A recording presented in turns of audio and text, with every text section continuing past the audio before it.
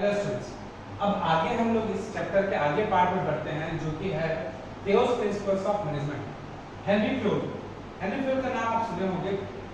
इन्हें management scientist भी बोला जाता है और ये father of management studies and thoughts के लिए बहुत फेमस हुए हैं। ठीक है, बेसिकली इनका टेक्निकल नॉलेज तो बहुत अच्छा ही था, इनका मैनेजर स्किल भी बहुत अच्छा था। टेक्निकल नॉलेज इसलिए अच्छा था, बाय प्रोफेशन ये एक इंजीनियर है।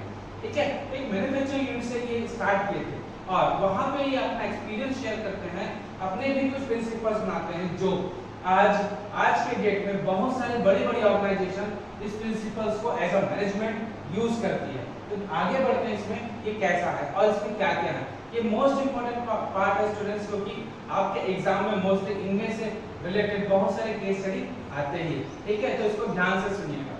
सबसे पहला है division of work. Division of work बोलने का मतलब वन मैन वन टास्क। किसी भी पर्सन को पूरा का पूरा काम देने से अच्छा है कि टास्क को डिवाइड कर दिया जाए, उसके क्वालिफिकेशन के अकॉर्डिंग, उसकी कैपेबिलिटी के अकॉर्डिंग या उसके स्पेशलाइजेशन के अकॉर्डिंग, ताकि वो टास्क को बहुत ही अच्छे से कर पाए। ठीक है, तो ये होता है डिवीजन ऑफ वर्क।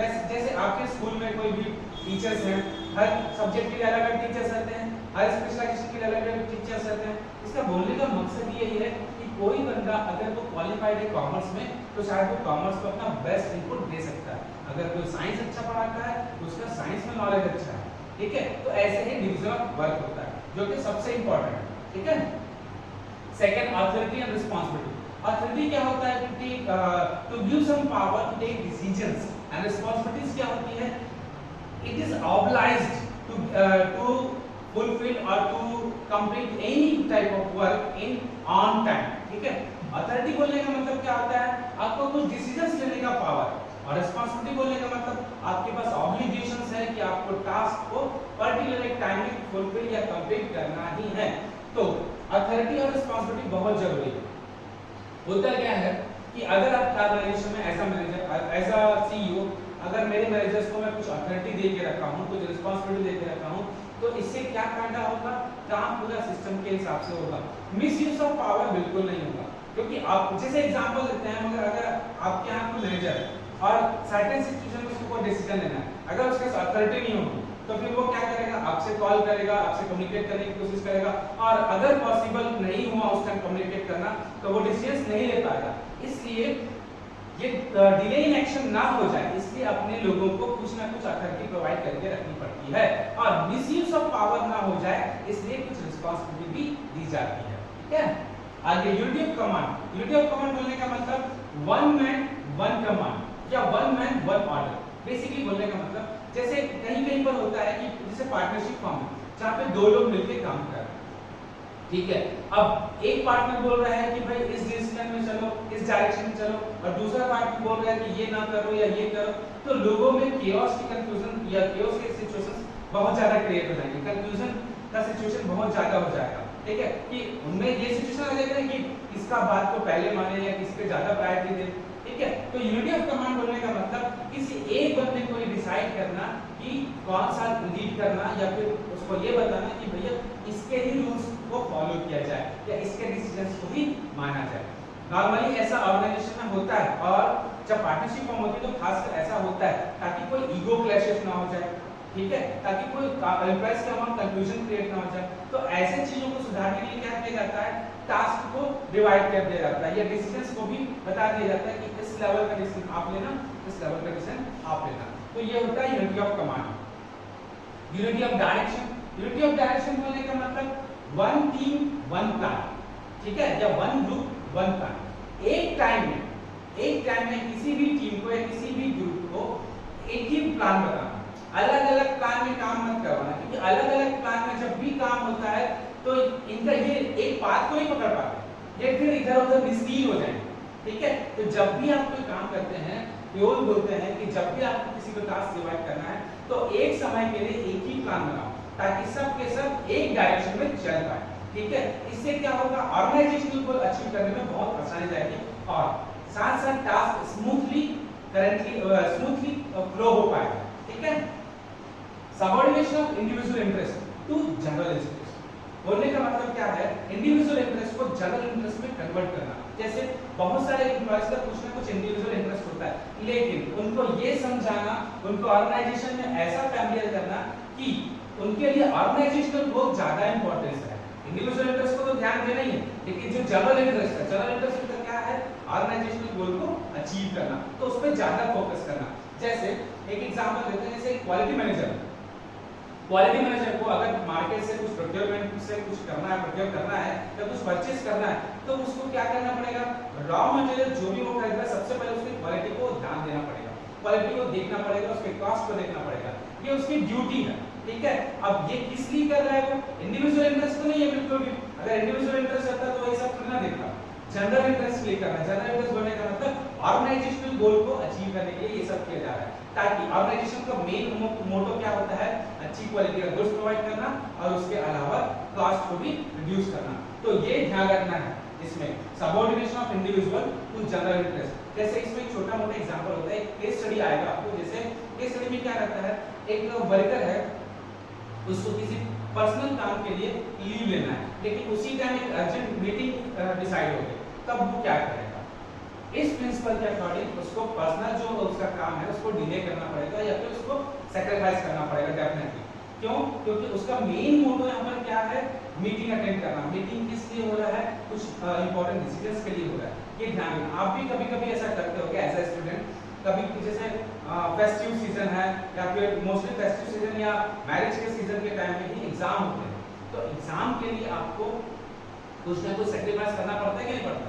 तो वैसे ही यहाँ पर भी बोल रहा है हेनरी फेलोज के प्रिंसिपल के अकॉर्डिंग कि आपको जो जनरल इंटरेस्ट है, आपका जो ऑर्गेनाइजेशनल गोल है, उसको अचीव करने के लिए कुछ ना कुछ पर्सनल इंटरेस्ट को सैक्रिफाइस करना पड़ता है।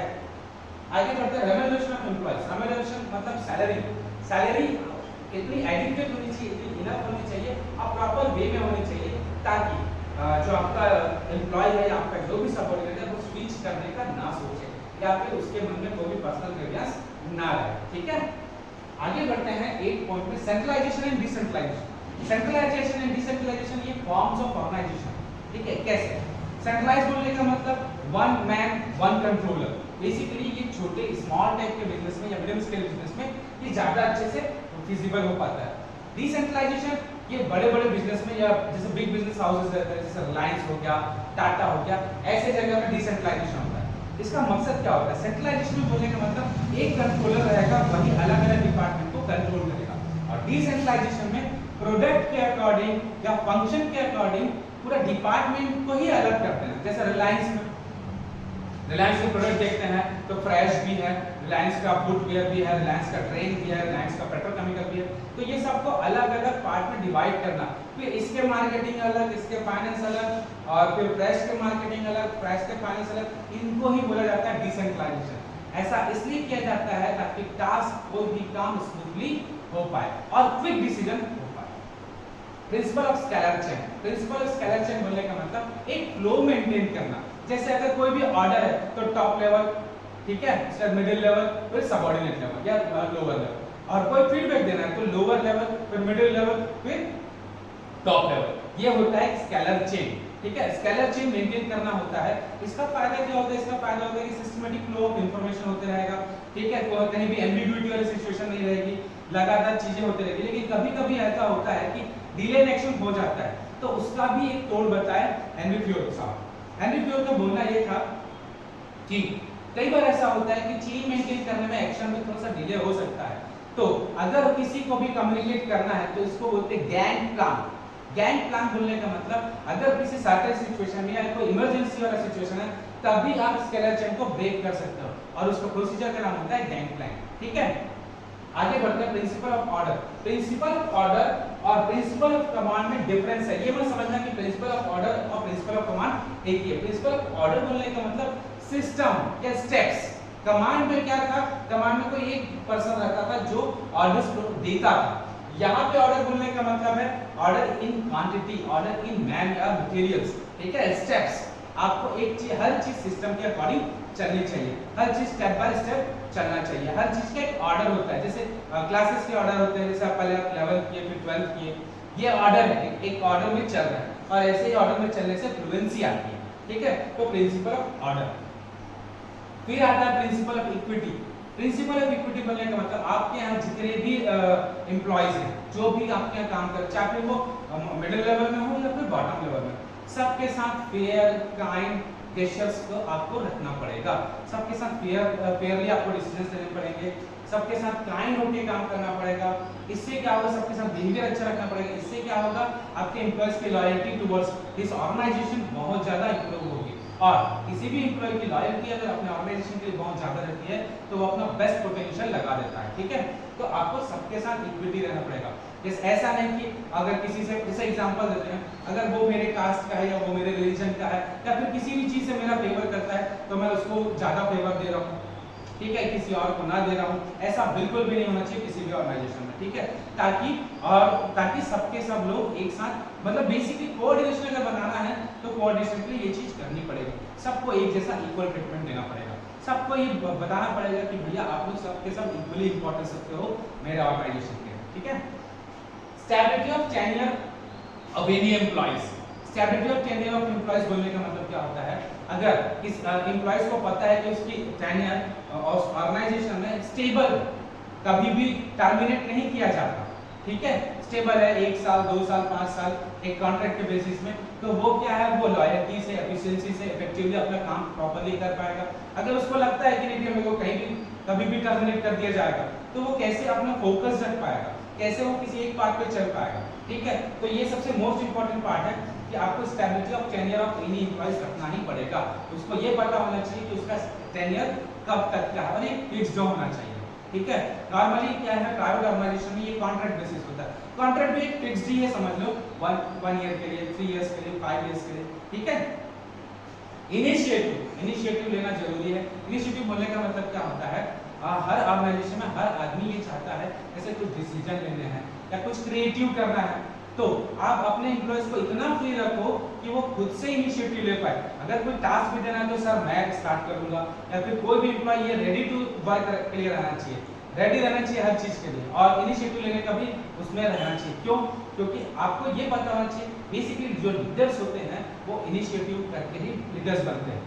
ठीक है, तो आपके एम्प्लॉयज के अमंग इनिशिएशन का पार्ट एक होना चाहिए। ठीक है, वो तभी आ पाएगा जब वहाँ पर फ्रेंडली इन्वायरमेंट रहेगा, वहाँ पे लोगों को डिसीजंस लेने के, लोगों को बात करने की, अपना फीडबैक रखने की परमिशन रहे। ठीक है, या फ्रीडम रहे। Split the crops, split the crops बोलने का मतलब फिर से कोऑर्डिनेशन है। आपको as a leader, as a manager सबको एक साथ लेके चलना है। ठीक है, सबके अंदर कोऑर्डिनेशन की भावना या प्रेजेंस होना मस्ट है, तभी ये प्रिंसिपल्स आपके जो मैनेजमेंट में जो भी लग रहे हैं ये आपके किसी ऑर्गेनाइजेशन को फ्रूटफुल हो पाएंगे। ठीक है, तो आज के लिए ये जो 14 प्रिंसिपल्स थे, प्रिंसिपल्स ऑफ मैनेजमेंट, आज के लिए इतना काफी है। इसमें कोई डाउट है आपको? इसमें बेसिकली क्या होता है, आपको एग्जाम में कैसे पूछेगा ये बताता हूँ। अगर कोई केस स्टडी दिया है तो उसके positive effect of division of work पूछेगा, तो positive effect of division of work क्या होगा, specialisation improves in specialisation, improves in self sufficiency या एफिशिएंसी बढ़ेगी बेसिकली। तो ऐसे पॉजिटिव इफेक्ट पूछते हैं, उसके साथ साथ कॉन्सिक्वेंस भी पूछा जाता है कई बार कि इसका बुरा वर्स इफेक्ट क्या पड़ेगा, अगर डिसिप्लिन में काम नहीं कर रहे हैं लोग तो इसका वर्स इफेक्ट क्या पड़ेगा। ठीक है, डिसिप्लिन में अगर कोई काम नहीं कर रहा है तो वर्स इफेक्ट क्या पड़ेगा, वेस्टेज ऑफ रिसोर्सेज होंगे, wastage of man and material होंगे, मिसयूज ऑफ पावर होगा, कोई भी चीज सिस्टम के अकॉर्डिंग नहीं चलेगी। ठीक है, तो ऐसे ऐसे क्वेश्चन आता है। अगर आपको कोई डाउट है, कोई भी टाइप का क्वेश्चन है फ्यूज प्रिंसिपल्स ऑफ मैनेजमेंट में, तो आप कमेंट बॉक्स में जाके बकायदा मेरे से बात कर सकते हैं, मैं उन सब का आंसर दूंगा और लगे तो एक और वीडियो बना दूंगा इस चीज के लिए। ठीक है, थैंक यू।